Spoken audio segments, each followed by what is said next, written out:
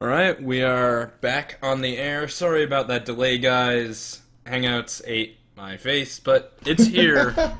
We're good, and we can get down to business. How are you doing today, my friend? Can I ask you a somewhat personal question?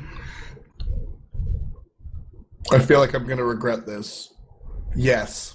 Why did your parents name you F. Dot? I have no idea. Seems like a weird name to give somebody, but hey. Well, I mean, you were named after a Cretan, which isn't like Well, my a parents are nice very thing. nice people. Actually, my mom's a very nice person. She's wonderful. Yeah, she is. So, I don't know. But yeah, we're here, guys. You guys are here. We didn't have an episode last week. I did a brief discussion on carrotgate, which we're also going to cover later in the show. But yeah, you had like what, a 16-hour day prepping for the LAN, I think? Yep. Stuff like that. Yeah, it was pretty nuts because Tuesday was the day before the players got there. Yep. So that's like, shit, Captain Coach is stuck in a airport in, the Eastern Bloc. Yeah, in like Bulgaria. Yeah, and like, Always Zelia is riding a surfboard to America, and we got to figure out all that shit, so. Yeah, so no really last week, and man, I think we've just sort of been a victim of bad timing because all this awesome stuff that's really interesting keeps happening as far away from our talk show as possible. Like, Carrot Gate, 8 p.m. on Tuesday. We literally just finished talking about stuff, so. But we do have a lot to cover this week, so that's going to be fun. And I think the first thing is, well, what would make sense to talk about first would be the LAN. So let's talk about relegations.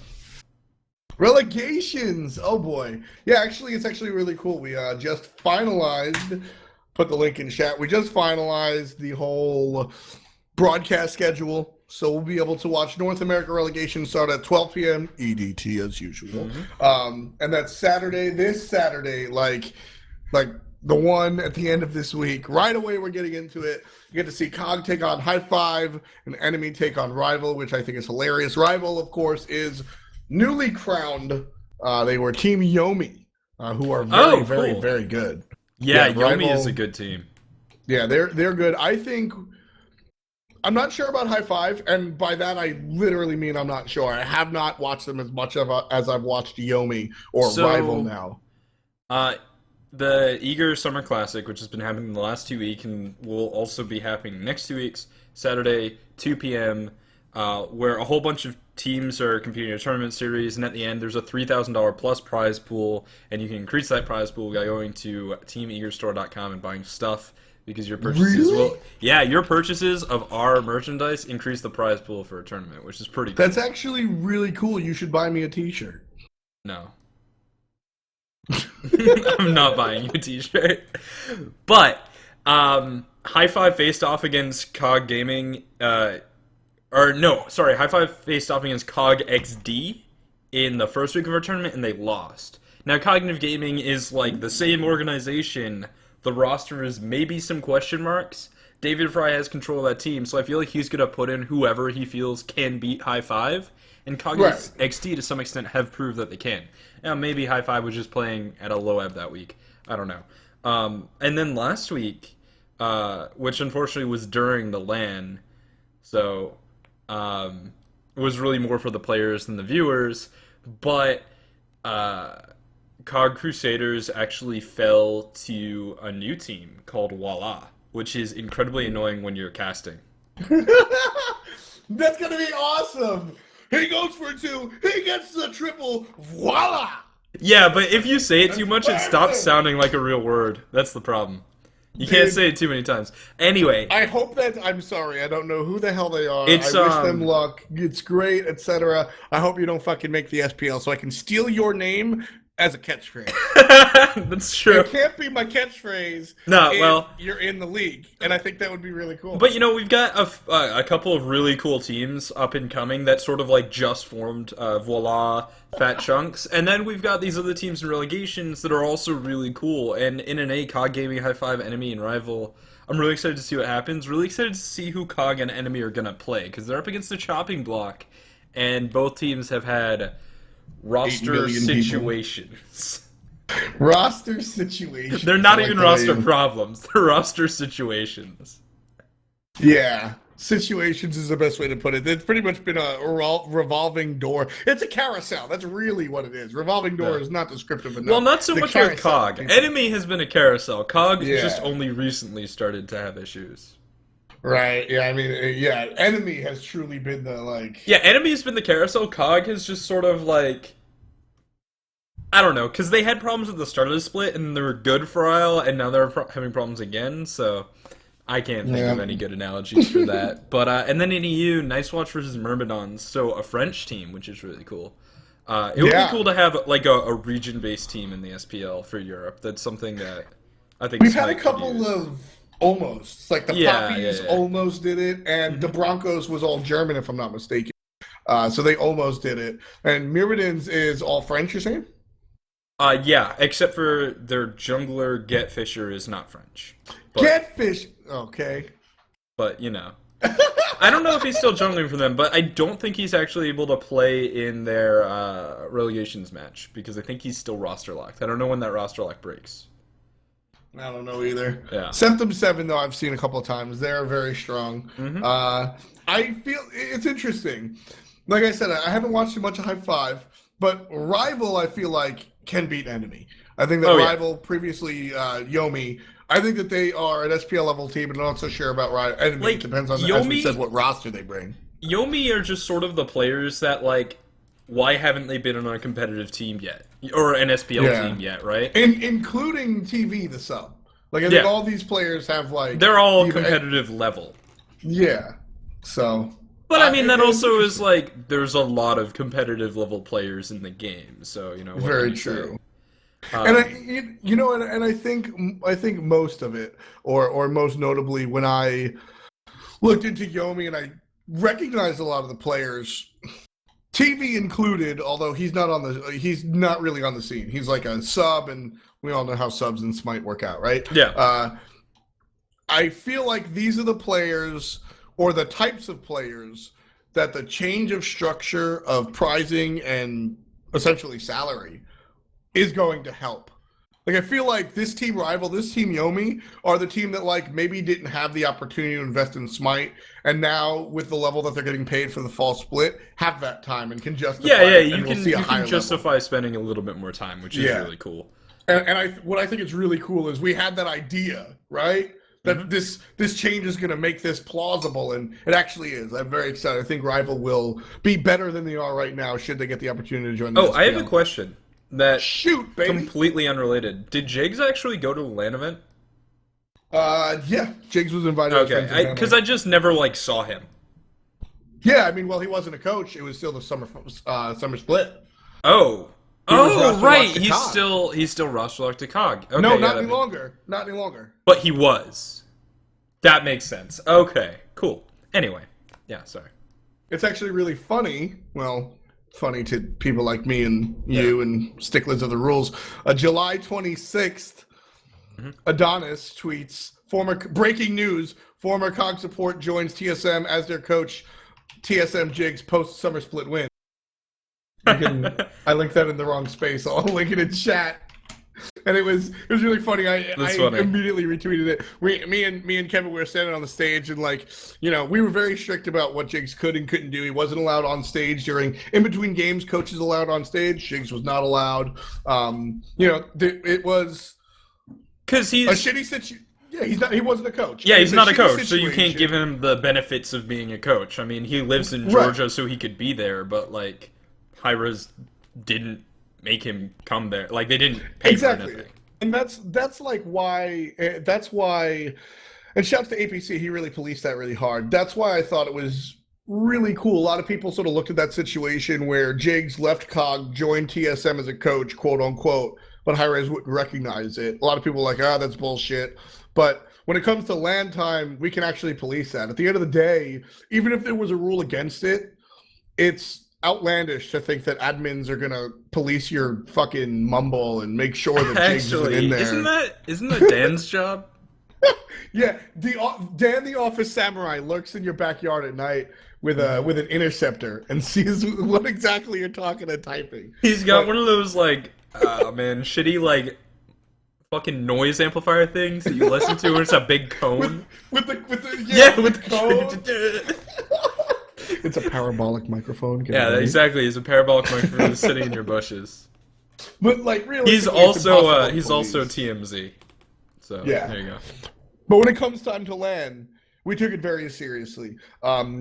Jiggs was allowed sort of like in the backstage area, quote unquote, during like before the LAN when the event wasn't happening. He's allowed to like hang out with everybody. Yeah, right? because like that's it's just like a player in the scene, right? Players can come when they're like Jeff Hindley came last LAN.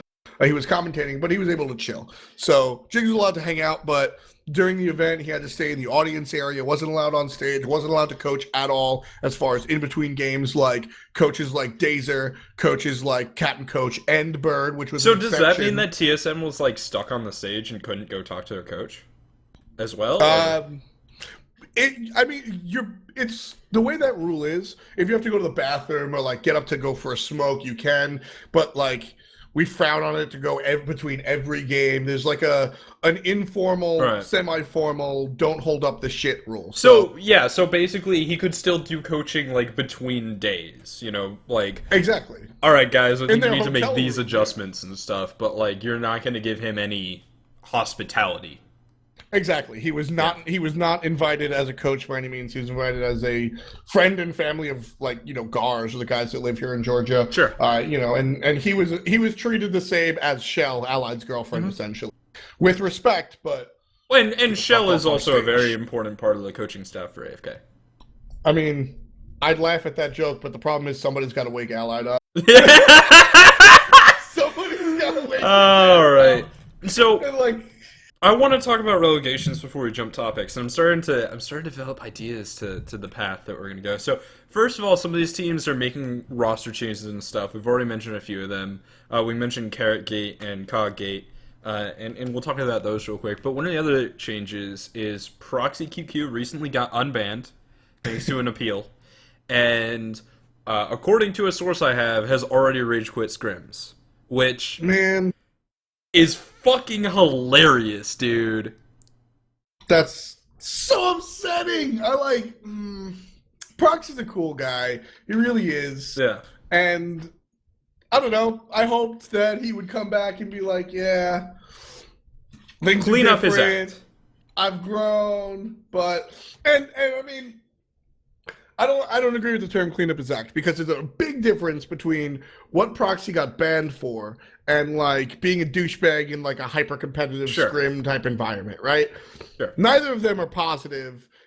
I don't like, this isn't something he should get banned for, but this is something that like, you're not gonna get people on think team. About. Yeah. Right. I mean, there's a reason he was on Team Kit. Here you go. Today someone was like, if you couldn't work with any of the other guys, what would be your ideal team to work with? And I said Barracuda, Jeff, Stealth, Andy, and Divios. People are like, why? Like, Cyclone's the best player in the world. I'm like, because I would want to work with those people. They're mad chill.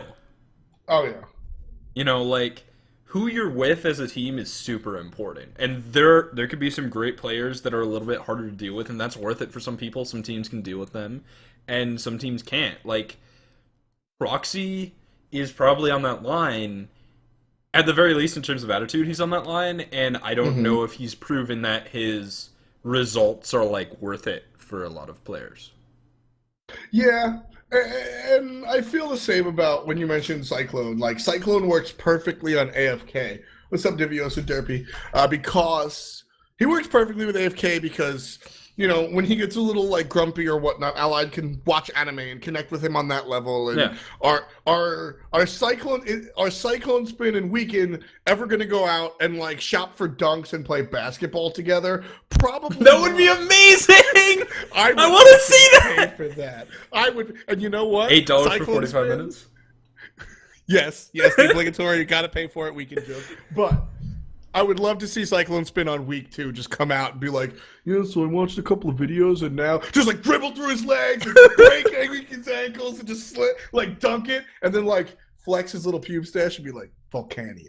I would absolutely lose it. Yeah. I would pay for that. What I'm saying is the dynamic on AFK winds up being okay, even though Weekend and Cyclone are virtually opposites. Weekend is talkative and social, and Cyclone likes to hang out in the corner and just do his thing. like And they Outlaw work it. brings them together, and Incon works it, and as a unit, they wind up working out. And, like, Right. that's really Whereas I what think it a is. team like the classic Dignitas roster, right?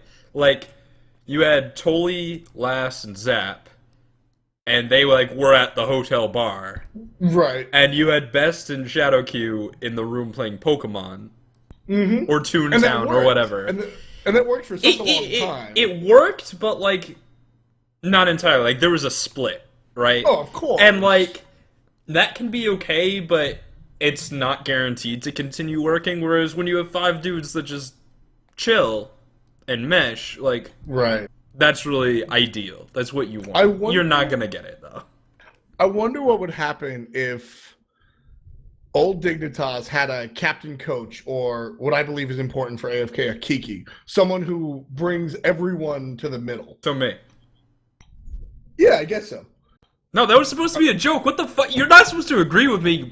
Well, I don't agree with you, but that's really harsh slander. I didn't want to throw that at you. Yeah, you know what, Krett? I just think you're a shitty coach. Yeah, well, I made some dope quesadillas for lunch, so whatever. At least I can Captain be the Chef team chef. coming up next. Yeah, Captain Chef. Yeah, I'm gonna but change my name. No, I mean like, yeah, that sort of making the team mesh is really interesting, and a player who is already displaying an attitude like what I have heard Proxy is doing is like, well, good luck getting on a team. Good luck making that appeal worth anything. yeah, it's rough. We'll see where we'll see where he goes. You know, it's all hearsay to me. Well, like, so I can't really report on it. I want to see what goes down. Yeah. I want to see if he joins the team and how that team does, because that's really where you see things. So we'll see what happens to Mr. Proxy. But the rest And, of Relegations, maybe we'll guys, see him in Relegations. That would be kind of cool.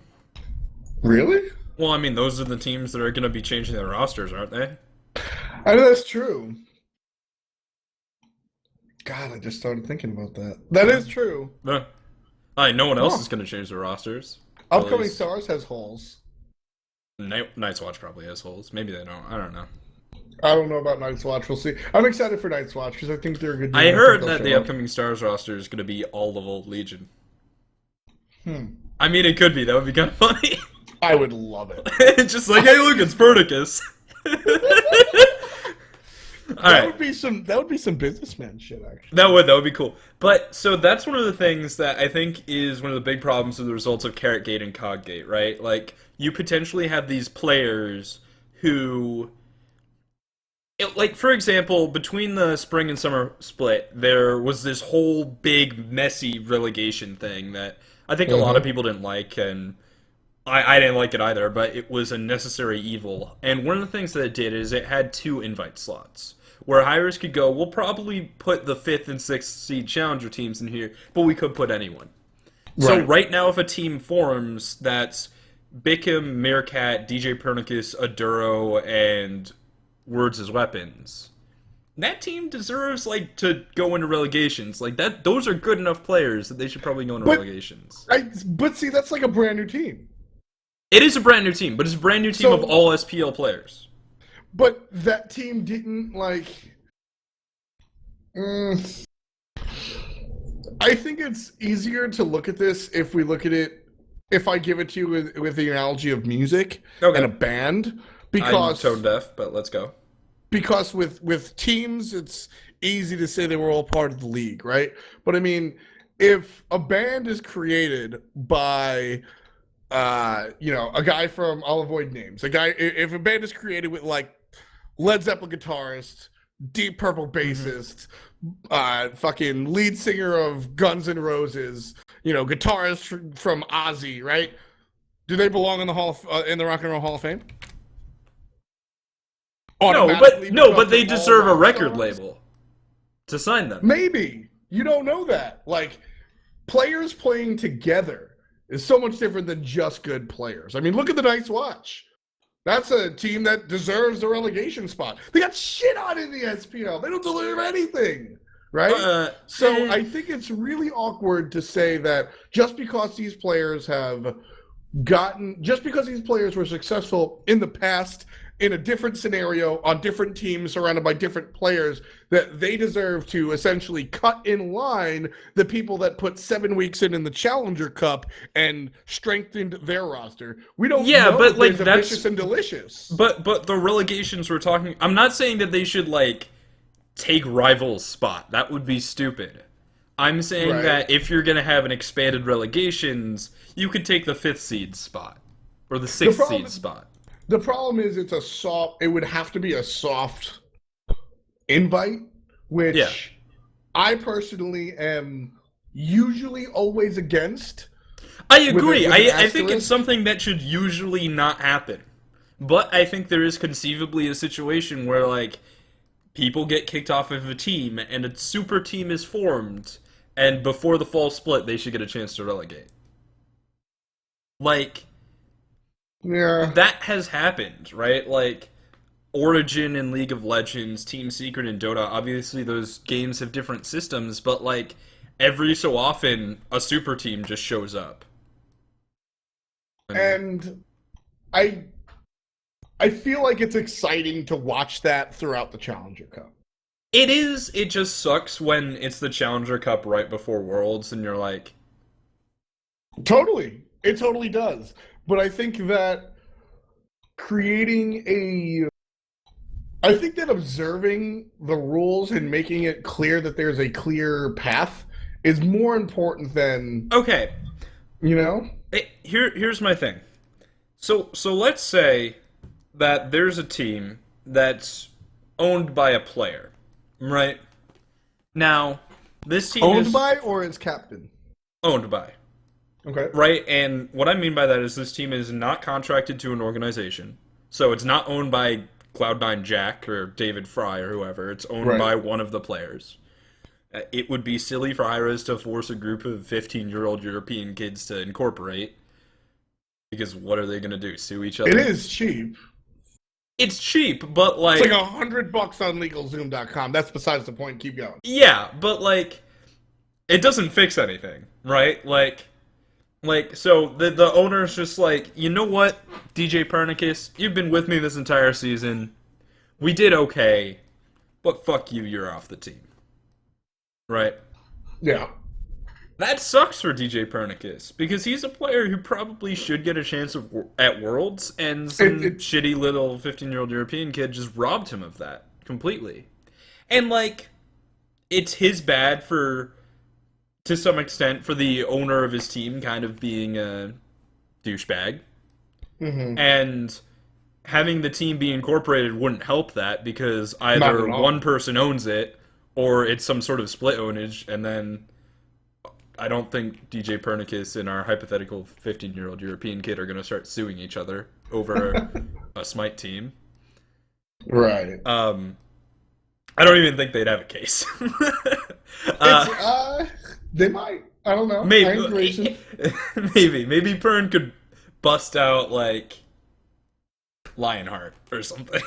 Maybe they're old friends. I don't know. But anyway, I think it sucks that someone can just get their shot at competing for Worlds completely robbed. I mean, it really does. And I guess there should be a recourse for that player of some kind. I mean, my heart is with you, but my brain, or basically, I feel I'm always on the side of, like, when people say, "Oh, we shouldn't interview losers because they're sad that they just lost." I say they're professionals. That's their job, right? If you want to, like, I'm not heartless. If you're like, look, dude, I need a minute, or like, not today, fine. But like, you can't just, no, I don't do losing interviews. Or even more egregious is the producers saying we won't do that because we feel sorry for them. That's totally. I don't care. Totally. I don't look at like racist tweets from a player and say, oh, that's just them expressing themselves. I say, you're a professional, you express yourself within boundaries. Yeah. And I think that's the same thing here, where like, that totally sucks that you can get the opportunity of Worlds robbed from you, but you're a professional on both sides. Either you're the player that got kicked and like, that fucking sucks. see you later. That Yeah. sucks, but that's just how the cookie crumbles. And then on the side of the captain, I also entrust the captain a certain amount of your professional. Your goal is to win, right? Like, if you're kicking this player due to drama, it's because you think the drama is going to hurt your chances of winning. Sure. And you're going to get somebody better or equal of skill or Well, slightly less I skilled didn't with somebody really less. specify any reason, right?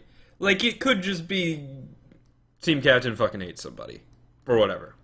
Like, maybe Right. he's just kicking someone because he doesn't like them. The thing about carrotgate and coggate is it wasn't that bad. It happened, what, 2 weeks ago? Mm-hmm. Now? Yeah. And we've got, what, another 2 weeks until the SPL starts? Yep. Like, that's really not a shitty time to kick someone off your team.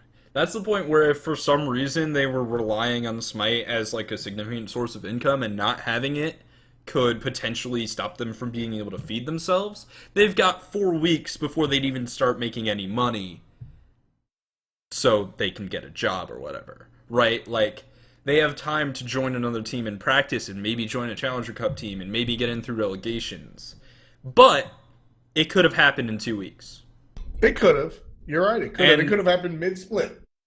It could have happened mid-split as well, and I think that is also part of the issue. Well, so mid-split's not as bad because, like, you still get paid for the games you played, right? Like, Aurora played, what, 3 weeks for us? 2 weeks for us? Right. He got paid for those 2 weeks. That's cool. Like, so you're not getting robbed, really, in that way.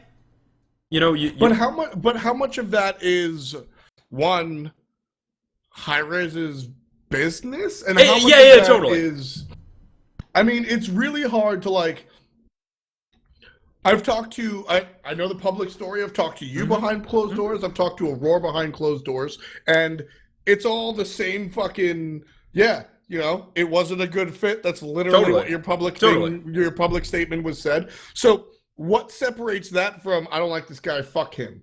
Nothing. Well, in really that situation, we're separates talking about mid-split, and I'm saying that, like, kicking someone mid-split's not really that bad. Maybe the roster lock system kind of sucks, because it's just sort of like, oh, you don't get to play anymore. Which kind of sucks for some players, you know? I mean, it totally sucks. Yeah.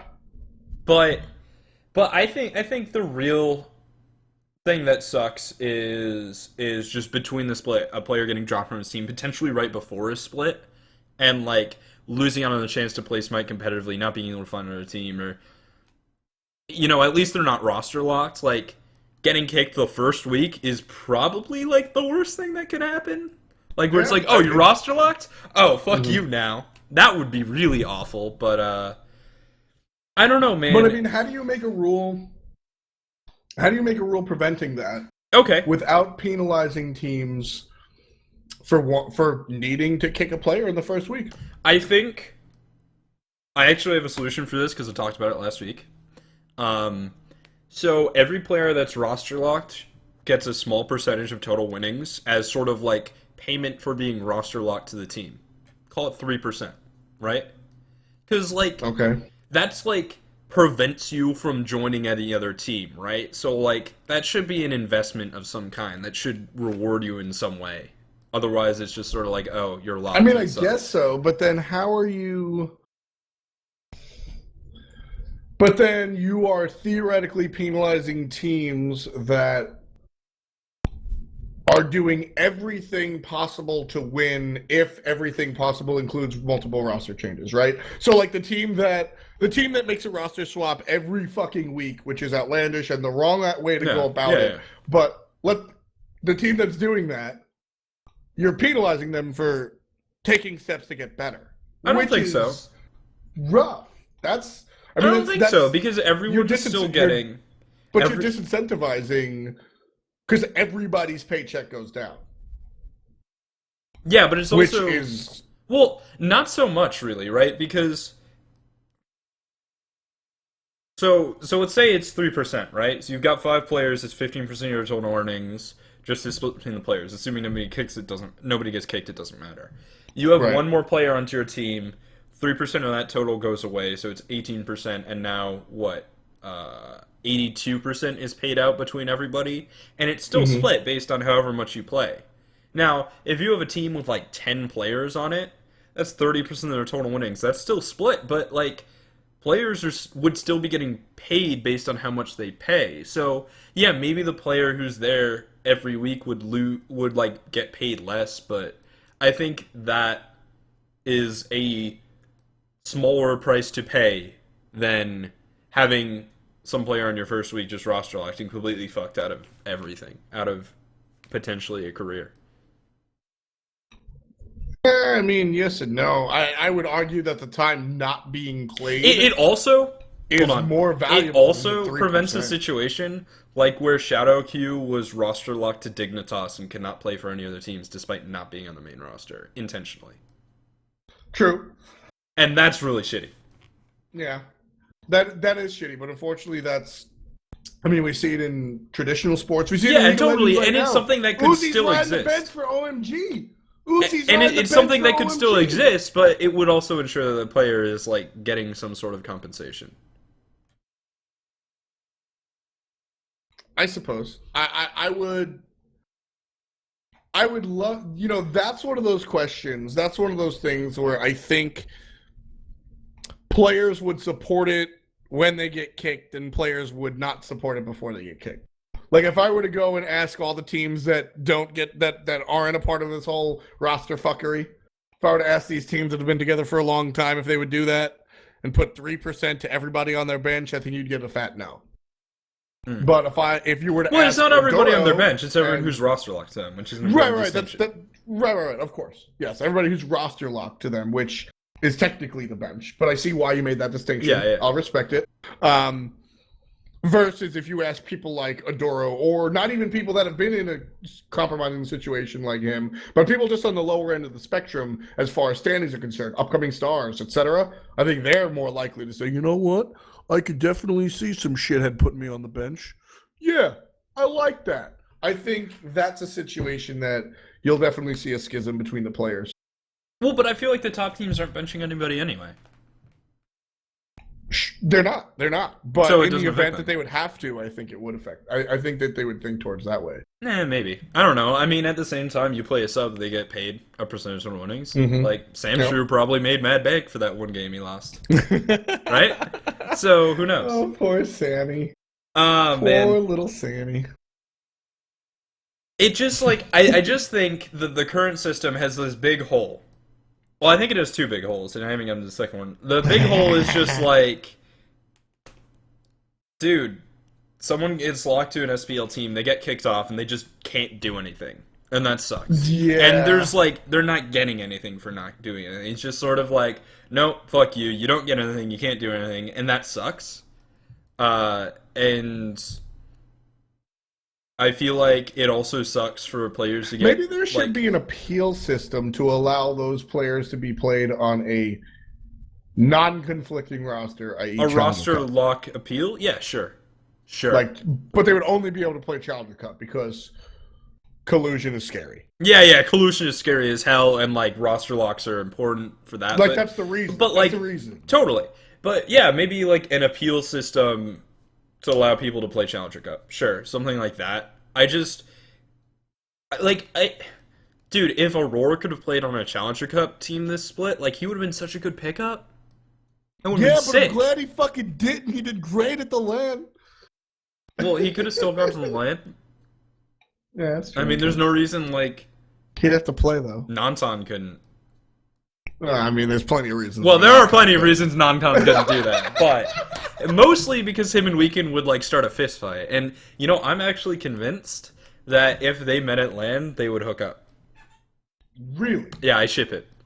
I don't know about that one, dude. It's happened before. You know Techno Viking?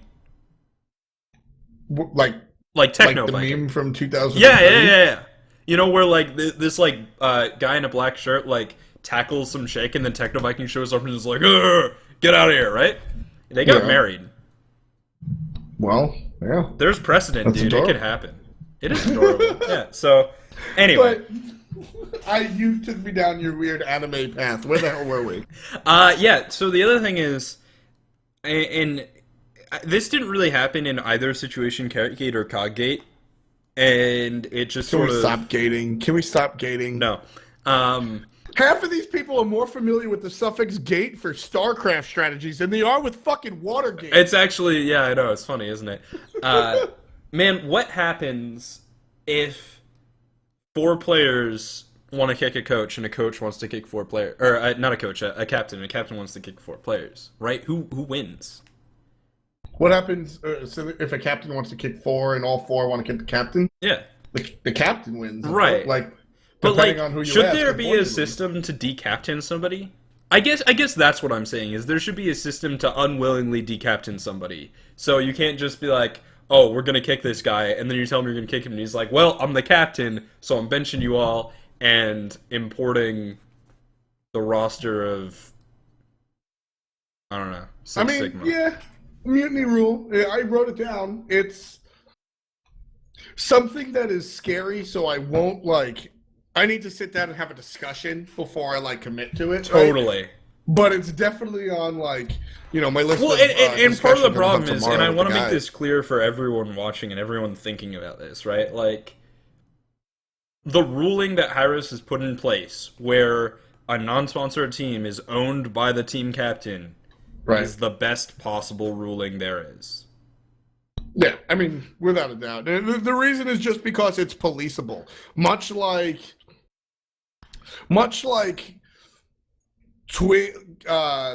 Jiggs coaching TSM online, that's impossible to police, but when they come to LAN, we can police the fuck out of it.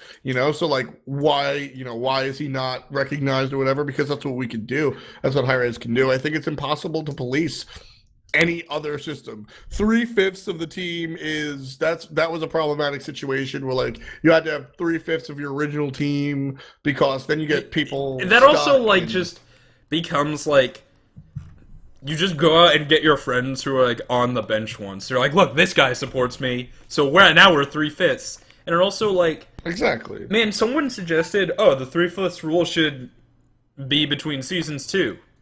No, it shouldn't be between seasons. You shouldn't have to only replace people 2 at a time between splits. That's dumb. It's real dumb. And I mean, that's really, at the end of the day, this makes me sort of like the big bad wolf. But somebody said in chat, why does everybody care so much about feelings? It's kind of where I'm at. I don't care if I'm sure I will care when it's a friend of mine, right? But frankly, I don't care if someone loses their money for a split and they get fucked out of joining another team and they are screwed. And I think eventually there's a point where someone gets fucked so hard that there's a moral obligation for the rules to do something about it. I suppose. That's, I'm not there yet. Yeah, I don't know what it is. Maybe if someone was just right before the split starts and his team was actually we're somehow roster locking you to us and you're not going to get to play a single game and haha fuck you. That's probably the line. I don't think that can even happen. And to be fair, all leagues, including our own, has a giant fucking asterisk over it saying Hi-Rez can do whatever the fuck they want. If we think you're bullshit, we can do whatever we want. And I mean, just to use a huge example, the NBA, I'm using sports for a reason because it's so established, they made a trade, and it was clear that Team A was getting the better end, Team B was not, and what happened, the thing is, Team B wanted to lose that year, so they got rid of their good people, and Team A wanted to win, so they took their good people. And the guy in charge was no, veto. There's no rule, there's just a big asterisk in the NBA that says he can do whatever the fuck he wants. He declined the trade because of basketball reasons. If somebody got fucked like that, if Payne DeVion kicked his entire team and drafted his immediate family because they all needed to make a paycheck, that would be declined because of smite reasons, right? There's this big-ass asterisk at the end of the day. Yeah, totally. There totally is that big clause where I'm totally waiting for someone to happen. Summon their girlfriend so they can just make more SPL money or something. And I mean, there's got to be a loophole. It'll be admin decision. Like if she clearly doesn't know what's going on, look, that falls under non-competitive clause. Yeah. You're trolling. You're being a douchebag. You get smoked. Yeah, right? sure. Like that's what that's for. That's so important. And so for like these intense examples, that's what there's a giant asterisk admin discretion for. But in general, I don't really care about your feelings, unfortunately. Okay, as long so as I get the best league possible. here's my question. What is the ideal way to do roster changes on a team? How do you do it professionally without being a dick to your team? Like without burning bridges or whatever. What is the best kind of roster change? The best kind of roster change, in my personal opinion, and it varies in with team atmosphere and team chemistry and everything. I think the best way possible is to approach the person and let them know that they're on the chopping block. Like, look, Wolfie Solo, you're not what we want right now. You either need to step it up in this direction or like tell them why you're replacing them and give them an opportunity to fix it. Like, look, Wolfie Solo, we're replacing you because we need somebody that's more communicative and more mechanically gifted. Give them a week to try and figure it out. If it's not there and you still need to replace him, fucking replace him. Sorry, dude. Like, this is professional gaming. Like, baseball players don't get sad when they get released. Sure, they make $1 bazillion, so it's not exactly a great example. But, like, you can't – it's as much business as it is a game at this point, especially with the money that people are making in the SPL now. It's about business. It's about money. Your first place team goes to Worlds to compete for over $1 million. Like, that's not something. If I'm on a team with my little brother, if he's making us lose, he's staying at home. And I'm drafting that kid we hate as long as it works for the team. And that's how it should go. I mean, it's one of those things where the age and the average level of maturity is being shown right now. And I don't mean to call people out. I don't think it's a bad thing that people are young, but I think that with this conversation, that my stance on it when I was in the 9th grade on a team would be much different than now. Because there's all these politics and dramas and you don't want to lose your friends, and that's a really big deal. But at the end of the day, you're able to make a living off of what the SPL pays per split as long as you do it all year round. You supplement it with some streaming. You win Worlds. That's the beginning of a career. That's well, you're not going to win Worlds. That man already did that. But that's something tangible. And if you're worried about your friends' feelings and whether or not they're going to retweet your tweet or slander you on Twitter more than you are about the ability to win, the prestige in that, the recognition and marketing in that, and the raw paycheck, you have your priorities in a fuckery, and you need to go back to the drawing board and figure out what's important. It's acting like an adult is really what it is, right? It's, roster changes aren't like breaking up with your high school girlfriend. What I mean by that is you should talk to her, you shouldn't just cheat on her. I mean, yeah, I always come back to the way, and I'm sorry, Shing, you're probably out there watching, and to be fair, Shing is not like, he's not illiterate. I always go back to the way Shing rashed Wolfie. Well, Wolfie showed up to play on Saturday for the tournament, was told, you've been replaced. Yeah. Like, that's not the way to do it, and that's the way that's the way you break up with your high school girlfriend. You date Mary, and then you show up at the dance with Mariah and go, oh yeah, sorry. Right? Like, that's not how you do it. Yeah. You got to grow up, man. And it just has to be on the level. And the thing is, and this is important, a team that cannot act on the level when it comes to something like replacing people will not succeed. Because you're displaying the sorts of character flaws that break trust in each other. And when you break trust, you're just going to feed uncontrollably. I don't know why it works like that, but it just does. Like, the moment you stop trusting each other, everyone starts feeding. I mean, trust is inherent, like, trust is so important. I use that in commentary all the time. The Poseidon players. You want to know how your relationship is going with you and your girlfriend? You have her play Poseidon and you play a stun god or Ra, right? You have your girlfriend play Poseidon and Ra, and you play a stun god. See if there is a delay in that burst damage when you stun. See if they trust you to land that Thor wall, or if they think you're gonna fuck up and miss. That right there is the trust. If you don't have it, it spells trouble. Right. And, you know, if you even have a really good relationship, they'll know exactly which combo to use, because sometimes your stun doesn't last enough for Ra to do the 1-4. Sometimes they just have to use the 4, and then you know things are going really well. But, alright. Let's talk about LAN. LAN? Yeah. Trust on LAN? Yeah, trust on LAN, sure. So, Dazer whipped out the socks and sandals. Sunday. Dazer wore socks and sandals and these, like, faded Old Navy, like, palm tree shorts the entire weekend. Disgusting. Entire weekend. Disgusting. It was, I mean, to be fair, Jeff wears those black and red COG-esque shorts every time he plays. Yeah, so I know. like Dude, he looked so good in, like, that video, and then he just ran away in basketball shorts. So it's like, why are you wearing a shirt with basketball shorts? Just... Dude, that video! Oh my god. Somebody rashed somebody on Twitter. They were like, what it's like when I see Mr. Mackey on my team. Yeah. And it was just Jeff like... Shouts to Mr. Mackey, he did great. But I could not love that It's shit. so good. I could not So love good. That That was so good. Shouts to Walrus for making that tweet. No. Oh, then I didn't like it. Walrus, it made me cringe, actually. Yeah. I hate how it just gets... Every day someone retweets it. Someone new. So it just keeps showing up on my timeline. Yeah, it was funny, but so LAN was pretty outlandish. That it was actually really cool to see. We got a lot of footage like that. Jeff was able to do that, and Reels was able to do that.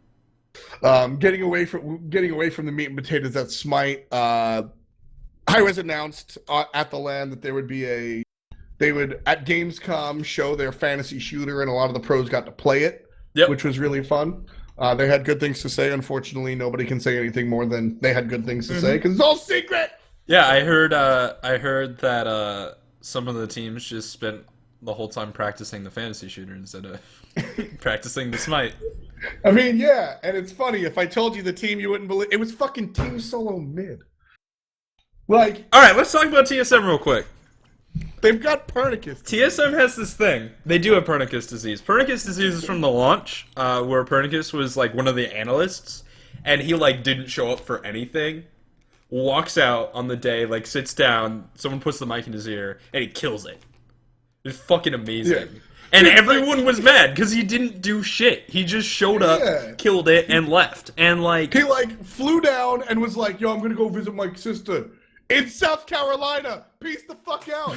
And then we were all bugging, and then the day he comes in, he's just like, "Yeah, you know, this is my perfect rendition on the analyst desk, and I did fantastic." And everybody's just like, "God damn it." Fucking burn. It's pretty much what TSM did. I mean, fucking... they were on Twitter. So basically the story it did leak onto Twitter. I think that was just to lure everyone into a false sense of security. I don't know about that. I mean, the story behind it all, if you guys missed it, basically Divio showed up to the studio, which Hi-Rez, we give most of the teams, with this amount of teams, we're able to handle it. Each team gets a room to like scrim and practice in. Divio showed up at like 9:30 a.m. and his team showed up at like 5 p.m. after just fucking around. Divios was like, "Where the hell is everybody?" on Twitter, and everybody's like, "Well, you're playing Arc." And he's like, "You're not here to practice." And they didn't really practice a lot. And then you can't shit on them because they won, and they won with fervor. They did. Accidentally win. Here's the thing. All of TSM has boost syndrome. The less they play, the better they are. By the way, I want to officially say that that tweet by Vicium, the one with Meerkat looking like Mandark, or no, the fucking guy from Recess, it's 100% accurate. Yeah, it does. Yeah. Anyway, yeah, man, they have boost disease. The less they play, the more they practice. But here's the thing: each good team is gonna have like a way that they approach the game, something that they do that makes it that works for them. Yeah, that can be scrimming for 2 hours and playing Rust the whole time. If you're judging them for that, you're a fuckboy, and you don't understand how playing competitive games works. Because Exactly. scrimming 6 hours worked for some people. It's fucking amazing for some people. They grind, they get into it, they learn everything. And for some people, they just burn out and play like shit. You'll be able to notice, like, that's the thing. If TSM lose a pick ban phase, or don't ban a specific god that you know a player is good at, you can blame them for not doing their homework. If TSM routinely miss their abilities, you can blame them for not putting hours in the gym and getting their mechanics on. But they don't. No. They approach the game in... They know how to approach the game. They know what the best way for them to approach the game is, and they do it. And that's what counts. It's that simple. Like, there's a point where Tivius tweeted out, or maybe it was Gars, it was like a week before the LAN, and he was like, yeah, Boosh still hasn't played this new patch. It was before the Hitbox tournament. Boosh went into the Hitbox Invitational not having played the new patch. Something like that. Now, that's probably shitty, and I think if that was an SPL game, I would probably judge him on it, but it was an invitational, and I don't care. But also, like, he did fine. Because it's Boosh. Like, they know how to approach the game, everyone does it differently, and if you're judging them based on how much they play, or if you're judging them based on how they practice, how much they practice, when they practice, and what they do, you're a fuckboy, that's not your job, and you don't understand, like, how they work and what they do, like, they do. Yeah, exactly. There are multiple routes to get to the same place, and, you know, a team like Eager, I mean, you guys scrim high-caliber teams a lot of the time, and that's sort of your thing, as our chat gets taken over by, well, there's D1 face. I'm good with the D1 face. But, I like Bulldog. You know, so does Nick Pie. But, like, you guys scrim, what is it, fucking AFK? Yeah. Yeah, you guys scrim AFK, and so part of AFK's, you know, everybody succeeds differently. AFK can have and will rage quit scrims, right? Like, they're just, look, this isn't working out. Fuck, we're pissed. We need to, like, step away for the night. We're just not doing it. Fuck you, we're out. Yeah, it does that a lot. And other teams don't, right? And it's really easy to say, oh, well, AFK should be more professional and they should stick around and blah, blah, blah, blah, blah. But they also know their mental fortitude, and leaving is not, you know, sorry, that sucks for you guys, Eager, when you want to scrim some more. But that's how AFK is able to be where they're at. By being able to say, look, sometimes we need to piece the fuck out, grab a beer or whatever the hell, you know, watch some anime, and just put our feet up and forget about the game for a night. And Bush needs to play 40 hours of League of Legos before he can play Smite. Hearthstone. Whatever, dude. Yeah. Whatever, dude. So was Bush allowed to play Hearthstone on his iPad? During picks and deaths? Wait, did you see Wolfie's tweet about Bush?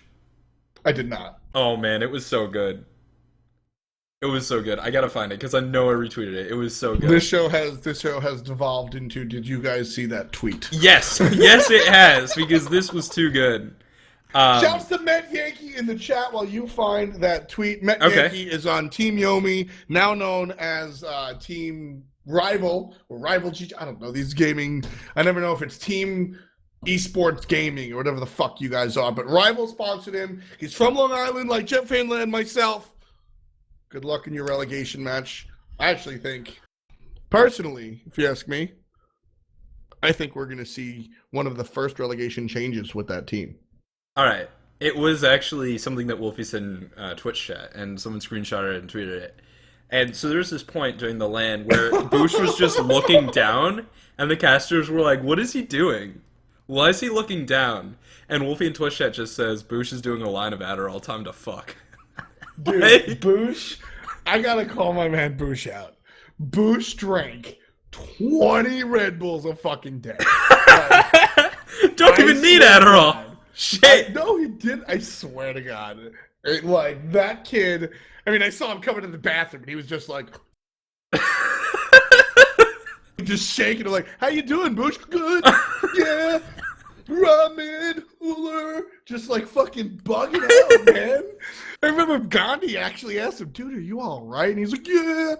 Like just played his face off. I mean, frankly, it's been a long time since like commentators really said "boosh" a lot. And I think this land he stepped it up. I don't recommend him to pound as many fucking Red Bulls as he did, but yeah, dude, whatever works. Yo, what It if was fun. a What? Washalt, instead of releasing little like ghosts, every Released ghost the was Red a Bulls? Shangkui that was ulting?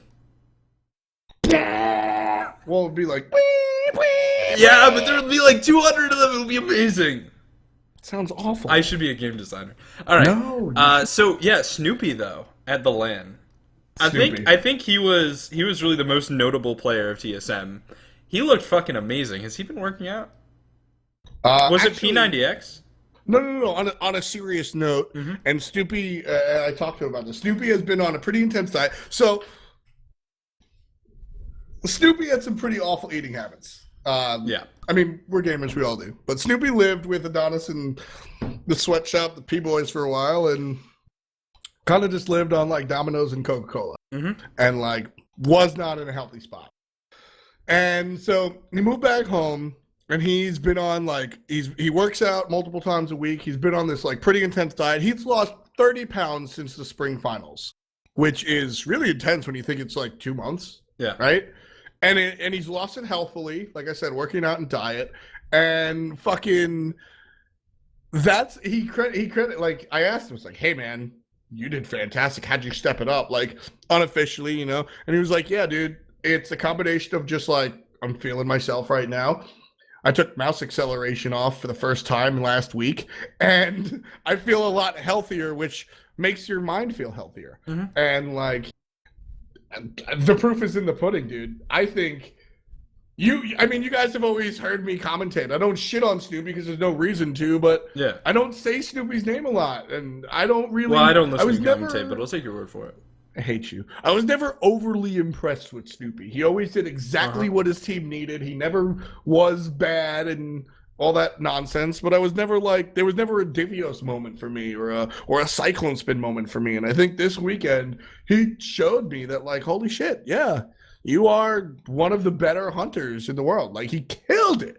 And I think all three of those things, I mean, sometimes you just feel yourself, right? Sometimes you're just good and on, and I think that was a big part of it. But the diet, huge deal.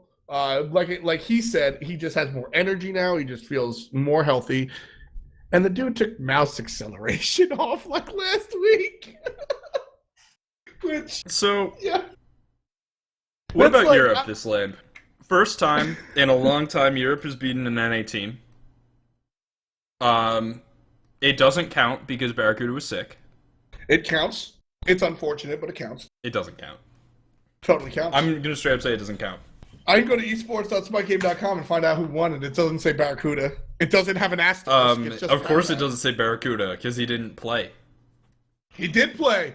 He played one game and he won that game! Dude, so, all right. This was, you guys want to hear one of the coolest behind the scenes? So we're sitting there and I'm casting that set. Yeah. It's me and it's Bart and it's Marcus. No, it wasn't that. It was the first round. So it was me, Aurora, and I forget who was sitting second chair. It doesn't matter. But we're sitting there. Second chair doesn't matter.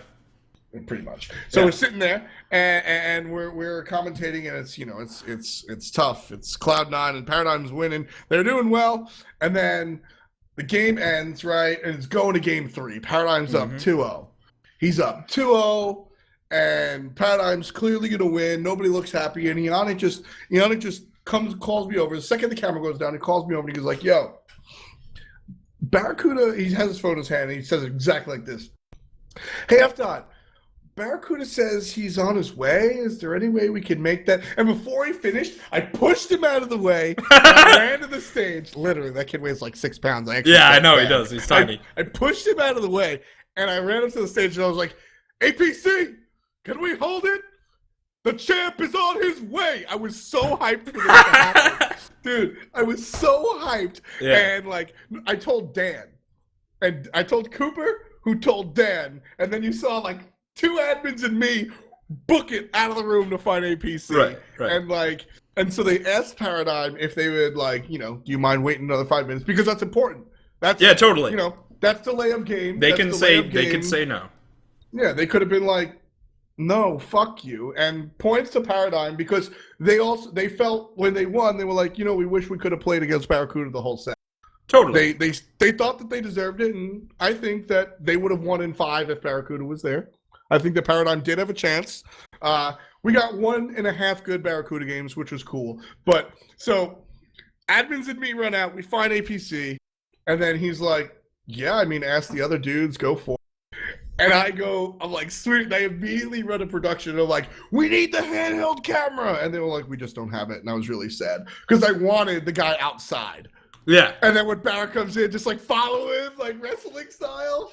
That'd be amazing. I was so mad. This was the first event that we didn't have. The guy's name is John. We didn't have John on the wireless. They call it. I've seen looks him. like Terminator. Yeah, he does awesome shots, but we've been working on it's weird. Upping the production value but lowering the manpower. Mm-hmm. And So is there going to be a drone? We didn't have that. What's it? Manos has a drone. Dustin has a drone. Sweet. We've used it before. Good. Keep it up. Yeah, so the question is, and I think the question everyone wants to know is, if Barracuda wasn't sick. Well, first of all, Barracuda was sick. He played the first game on adrenaline, duh. Yeah. And it ran out. And that was, obvious. The dude had food poisoning, Yeah, and I've been there. Brandon's been there. Bart's been there. We talked about it. Yeah, you're just... You have no energy. Yeah. And Barracuda was, like I said, I talked to him right before he went on. He's like, dude, I'm feeling good. Because I was like, you need water. What the fuck do you need? He's like, I'm good. I'm fine. Let's fucking win. And then they go and they fucking win. And then I talked to him game 2. He's like, I'm good. I'm fine. And I was like, oh, shit. Yeah. And you saw it halfway through. Halfway through, he just fell off. And that's unfortunate, but... He just disappeared. Yeah, and I am so excited and proud that that's what he did. Yeah, I think that Cloud9 should be very excited because these things happen and that really sucks. And thank God it's not Worlds. And call me crazy, but for Worlds, maybe you have pre-made meals, right? Yeah, maybe you just take every precaution. But you get a taste tester. Right. Yeah. Honestly, seriously. Yeah. But I think Mr. Mackey handled it great. Being able to step up and sure, he kind of blew in the hunter role. I think he did what he was supposed to do in solo. But for all the hate he got for the crazy oh shit, because you're going in not practicing. Yeah. Basically. He and Mackey had practiced and scrimmed and does well, but he's a good player, but yeah, it's not like Barrow who was getting ready and scrimming the night before and all that shit, So what I thought was the coolest was Mackey at a moment's notice, because it was so sudden, was like, yeah, I'm down, I can play. Got mad hate for it on the Reddit, and I didn't see, all I saw was smiles out of the dude. Yeah. I talked to him, and he's yeah, dude, it totally sucks, but we're professionals here, and we're going to get him next time. And I was like, God damn, that's a pro. Yep. And just Barra being able to come out of the hotel and do his thing, that's a pro, right? That's what I want to see out of our team. So right. They didn't do well, but shouts to Cloud9. It gave Europe a win that they wouldn't have otherwise gotten. I feel differently. I thought Paradigm played so damn well, and I didn't think there was any chance in hell that they would. I think it was clearly evidenced from the performance in the later games and on the second day in the 5th place match that C9 had a lot of stuff prepped. Yeah. I think they were really ready for this LAN, and I think they very well could have won. Yeah, I agree. I don't think, I think the Cloud9 versus Paradigm would have been very tight, and Paradigm might have taken it in 5, or Cloud9 I think it's just sort of a situation where, Paradigm got to the finals. That's awesome. They're great players. They deserve it. I just feel like it's just not as real of a win, right? It still counts. They still won, but No, I feel you. Barrow wasn't there. That's all you have to say is Barrow wasn't there. Yep. I totally feel you. And it sucks, but That's the reality of it. And it's one of those questions because I truly believe that Cloud9 being healthy, Paradigm being healthy, that we would have a 5-game series. And I think Cloud9 has the edge, but Paradigm can pull shit out of their ass to win. Yeah, they can. Well, but I think C9 was ready to do that, which was cool. I also found it hilarious that Bart tweeted like at me and Pon, and it was like, "Oh, where's Double Jungle? Where's the Kali build?" And like both of them happened. Yeah, Double Jungle sort of happened. I mean, I feel like it was still like and the in strategic infancy. And the Kali build kind of sucked. Like, I think the Kali build lost games for Paradigm, dude. No. Well, that was a different Kali build. So there were two Kali builds that happened. There was one where, like, Cyclone built a shit ton of pen items. He had, like, Executioner, Beatstick, Titan's Bane.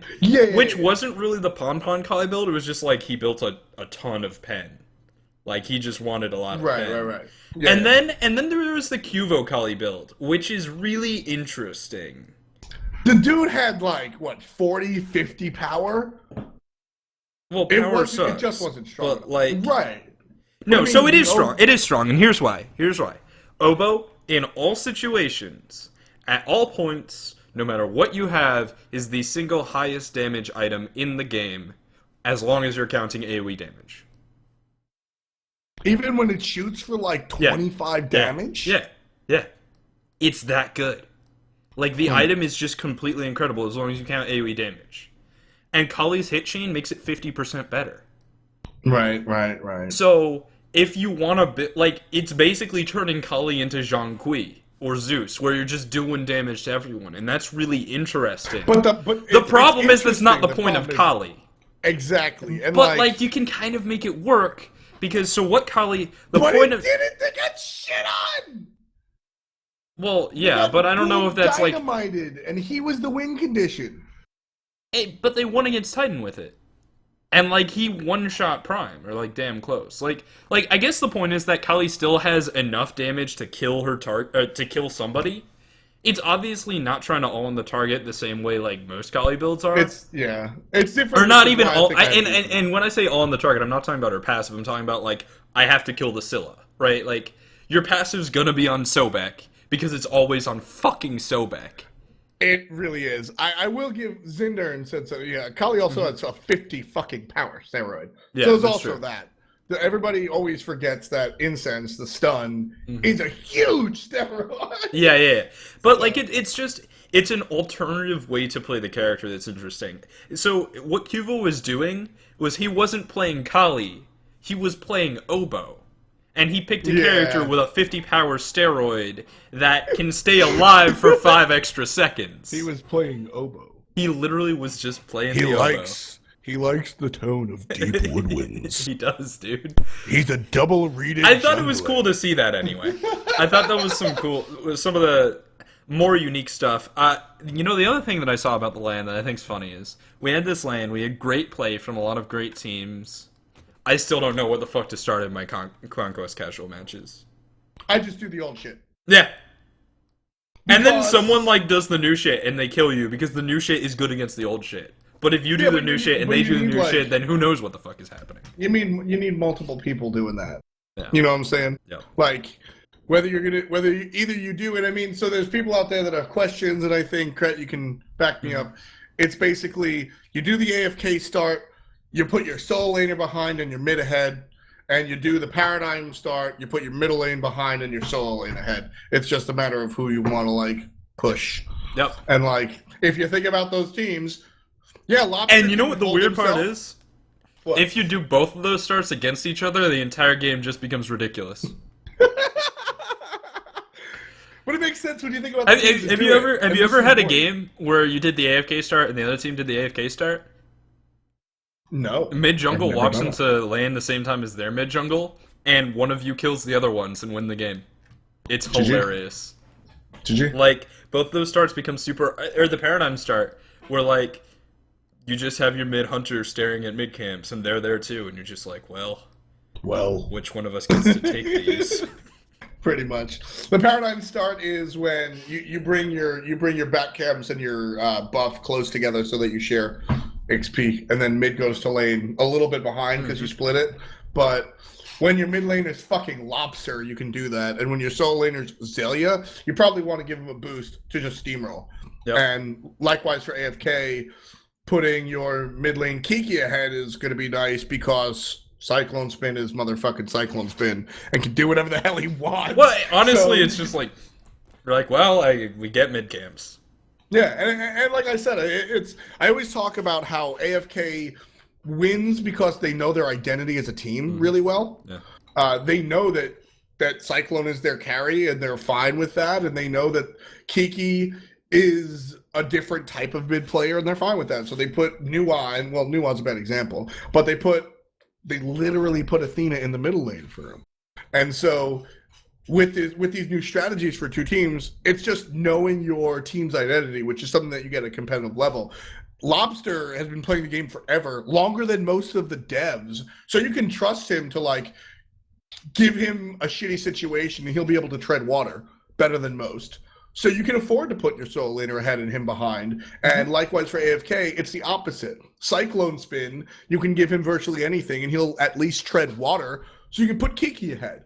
And these starts are very specific for these teams. So like when you're playing your conquest casual, do you intimately know your mid and solo laners? No, just fucking do the regular shit that you're used to doing unless you're playing with your friends. So given that, I feel like with the upcoming weeks, we're going to see some new starts, which I'm really excited for. Yes. I want to see more invades. We didn't really see many invades in the lane. We didn't see many invades at all. So part of it was because a lot of teams were using the paradigm and AFK start, where you have 3 people on the right side.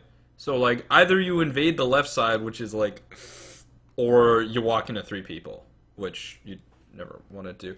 But I'm excited to see more starts, and I'm excited to see more teams doing things that display their team's identity, which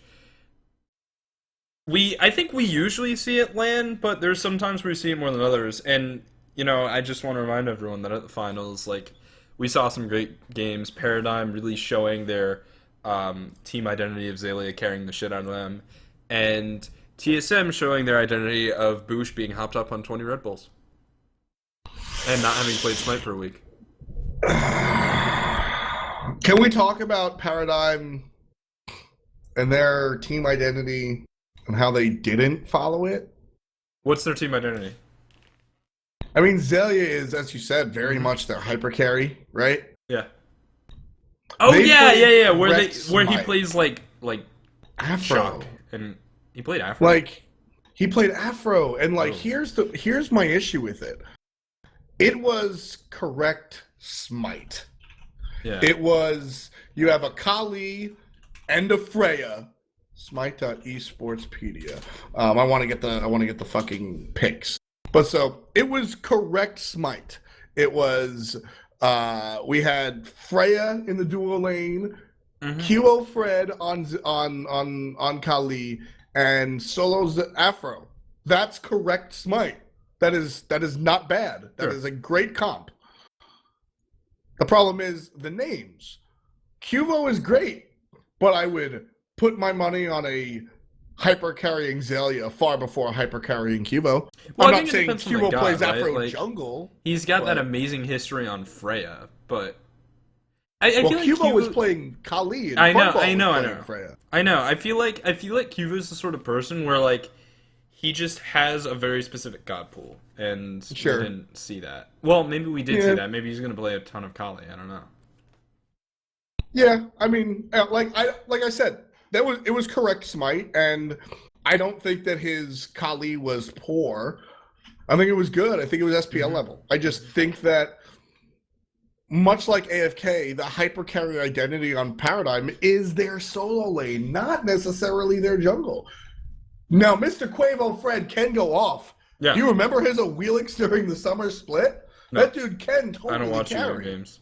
You're horrible. He totally can carry. But what I'm saying is I do watch you games, but I fall asleep. The Smite they played Smite correctly. Their picks and bans, their composition was great, but it wasn't great for Paradigm specifically. I think if we saw Zelia more on, I mean, Zelia turned Sun Wukong into a hard carry, for Christ's sakes. Like, Zelia does more damage than Agnis do. Well, but Divios has done that before. Like, that's not exactly. new. And it's not new, but Divios is largely that player for TSM a lot of the time, right? No, Divios is just really annoying. Like, True. And Divios is a hilarious guy. Like, I love the kid, but his playstyle is just like, hi, I'm in front of you. Hi, hit me. Hit me! You won't. The Euros don't get Quavo. Quavo is Migos is a popular rap group in Atlanta, and they're like good horrible, if that makes sense to you. Quavo is one of them. Migos is That's why I call him Quavo Fred. Yeah. But anyway, like I just feel like Zelia played a great Afro, Quavo Fred played a great Kali, but if we saw the heavy carry in the solo out of Paradigm, I think they might have seen more success because that's their team identity.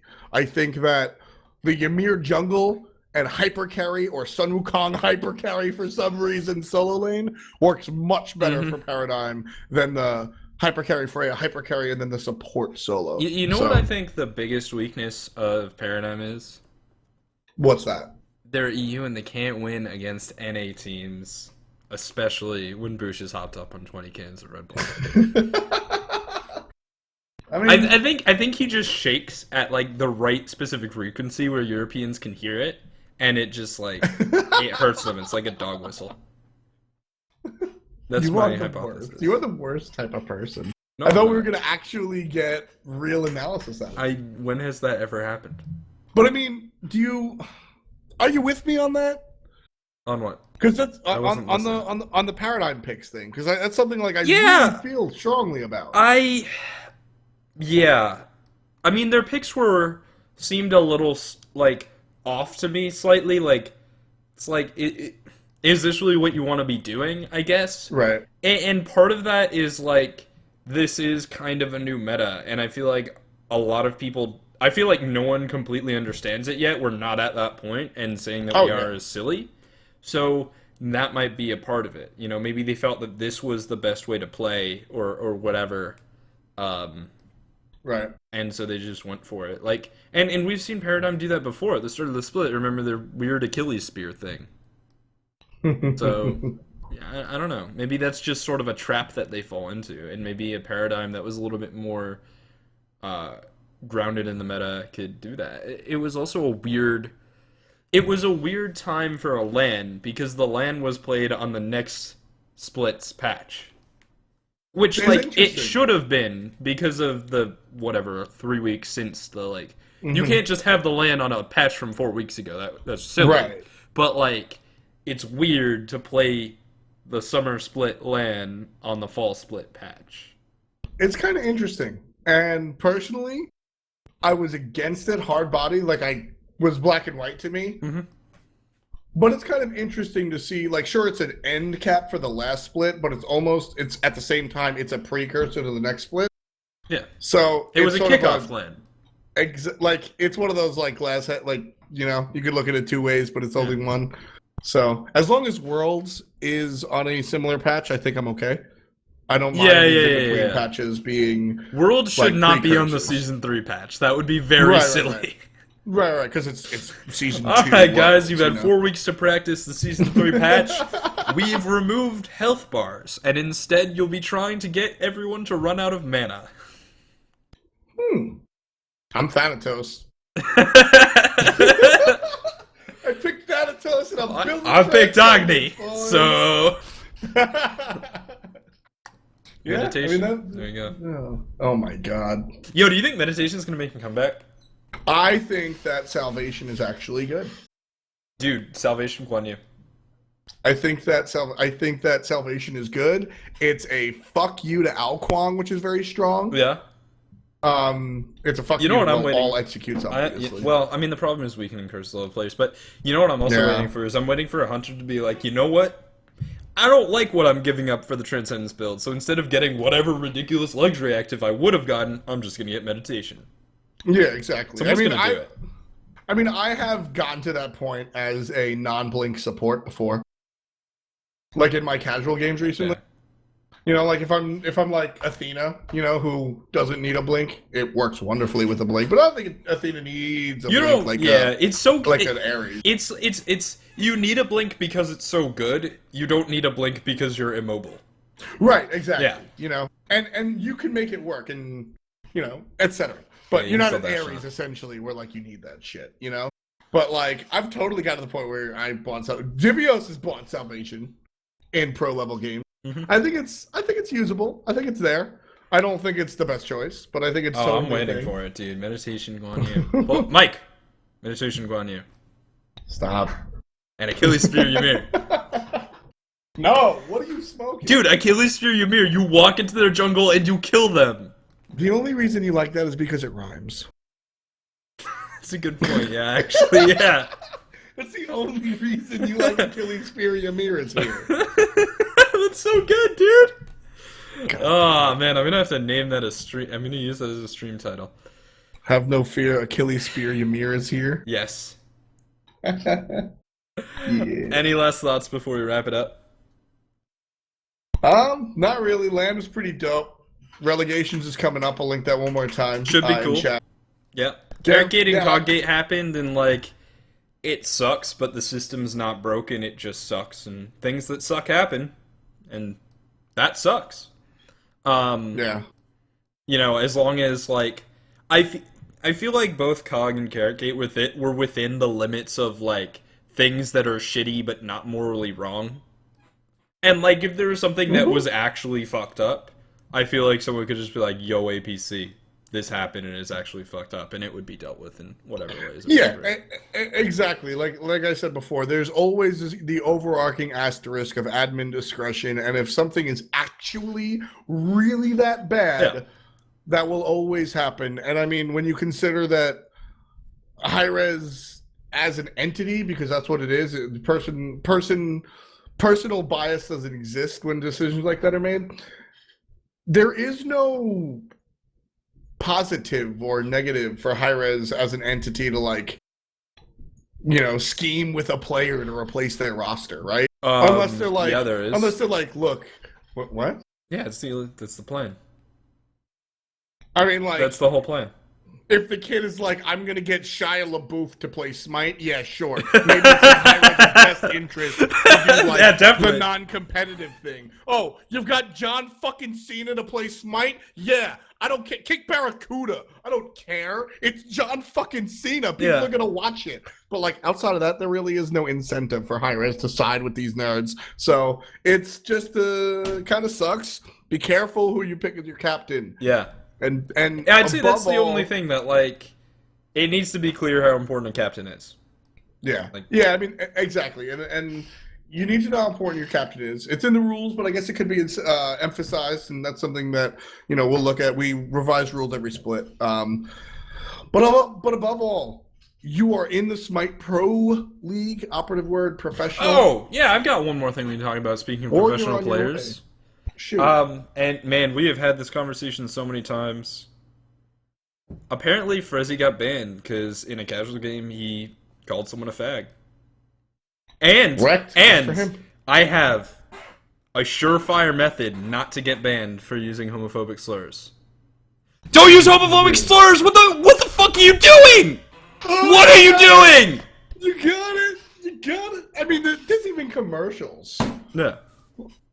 There's even commercials. Wanda Sykes is on a commercial where these guys are like in a pizza place. And they're like, "Oh, that's so gay," and she's like, "Man, stop saying gay as a pejorative." And it like sounds so. To be fair, I was actually thinking about this the other day. I don't think there's a good word to replace what the colloquialism gay does. Yeah, because it's like, honestly, dude. Have you ever heard like people use the word corny? Mm-hmm. That's what it is. I don't think so. The word. I don't think so. Not entirely. Like, I mean, man, on Saturday in this tournament, there was a team that ran. It was Medusa, and then it was Geb, Kronos mid, like Afro Solo, and Kali or something. So you had to kill all of them 18 times. Right. Corny doesn't work for that. That's cheat. Well. So when you, like, for me growing up, gay It's just and like etc. ultra lame. Yeah, like for me growing up, gay and etc. That was always used as like teacher's pet, Yeah. like yeah. Mr. Follow the Rules, and like You know what word I want to use? Tom, with an H. God, I hate you. God, you're not funny. I'm not funny. I'm hilarious. That hurts. Oh, I'm sorry. That hurts. You want me to kiss to make it better? No, that's so lame. That's our show. We'll be back next week with another episode, really. I'll see you guys. Peace.